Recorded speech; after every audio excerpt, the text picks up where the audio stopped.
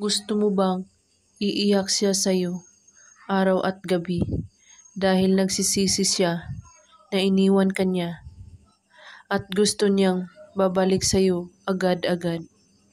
Gawin mo ang spell na ito.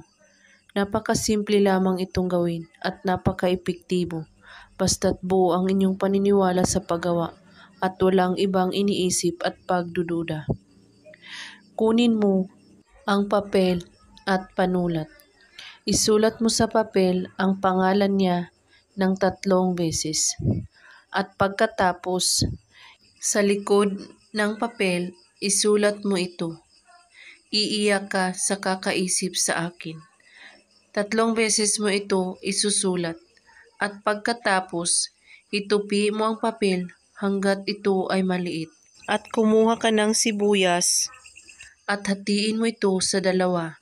At ang papel, ilagay mo sa gitna ng bawang at hawakan mo ito at sabihin mo, pangalan niya, iiyak ka sa kakaisip sa akin.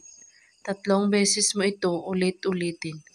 At pagkatapos, itago mo ito na walang makakita o makakaalam.